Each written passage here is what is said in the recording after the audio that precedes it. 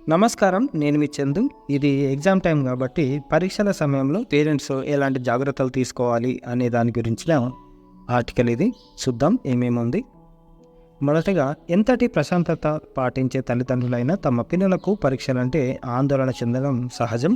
పరీక్షలంటే ఒత్తిడి ఈ రోజుల్లో విద్యార్థులకే పరిమితం కావడం లేదు. ఆ సెగ పేరెంట్స్ కూడా తాకుతుంది. అందుకే పరీక్షల సమయంలో తల్లిదండ్రుల పాత్ర కీలకమని నిపుణులు కూడా అభిప్రాయపడుతున్నారు. యావత్ వాతావరణాన్ని కూల్గా ఉంచాల్సిన బాధ్యత వారిపైనే ఉంటుందని చెప్తున్నారు. అధిక ఒత్తిడిలో పిల్లలు ఆందోళన చెందకుండా ఉండాలన్నా, పరిస్థితులు చల్లబడి పరీక్షలకు అనుగుణమైన సానుకూల వాతావరణం ఏర్పడాలన్నా తల్లిదండ్రులు ఇతోధిక పాత్ర పోషించాల్సి ఉంటుంది. అందుకు కొన్ని సూచనలు ఉన్నాయి. ఏమేమి అంటే చూద్దాం. ప్రతి విద్యార్థిలో కొన్ని ప్రత్యేక లేదా కొనియాడదగ్గ లక్షణాలు ఉండి తీరుతాయి. అవేంటో తల్లిదండ్రులకే ఎక్కువగా తెలుస్తాయి.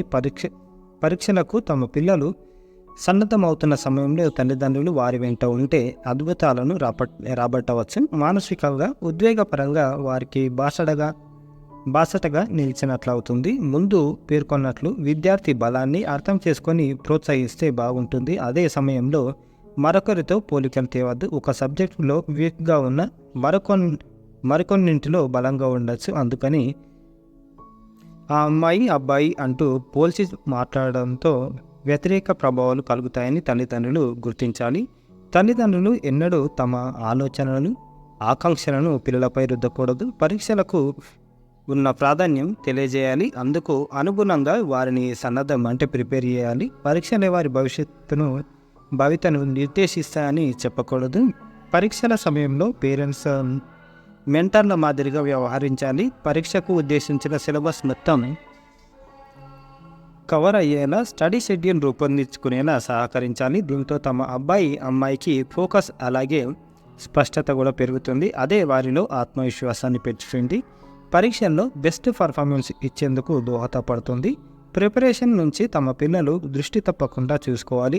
టీవీ షోలు చూడడం, పెద్ద సౌండ్తో సంగీతం పెట్టడం, మ్యూజిక్, ఫ్యామిలీ గెట్ టుగెదర్స్, పిక్నిక్లు, కమ్యూనిటీ పరంగా కలవడానికి, mobile, video games, chit chats, social మీడియాకు దూరంగా ఉండేలా చూడాలి.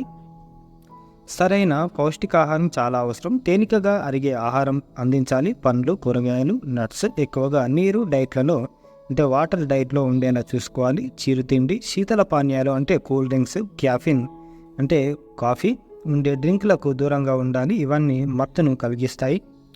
అది జీవక్రియ బయాలజికల్ ప్రాసెస్ మందగించేటట్టు చేస్తుంది. అలాగే ఒత్తిడికి కూడా దూరంగా ఉంచాలి. సరిపోను నిద్రపోయేలా చూడాలి. అదే ఆలోచన మెమరీని పెంచుతుంది. మెంటల్గా ఫోకస్డ్గా ఉండేలా చూస్తుంది. నిద్రకు ఉన్న ప్రాధాన్యం తెలుసుకోవాల్సిందే. నిజానికి నిద్ర పిల్లల నుంచి పెద్దల వరకు అందరికీ చాలా అవసరమైంది.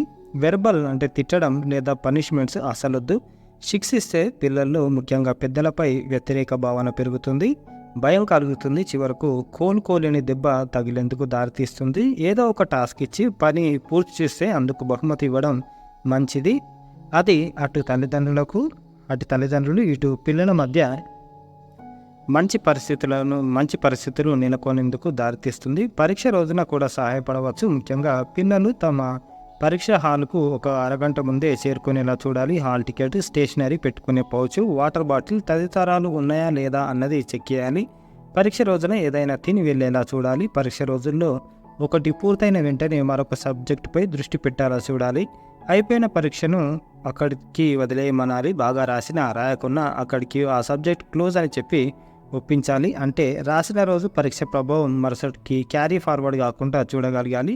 క్రాస్ వెరిఫికేషన్, రాసిన దానిపై చర్చలు ఉండకుండా శ్రద్ధ వహించాలి.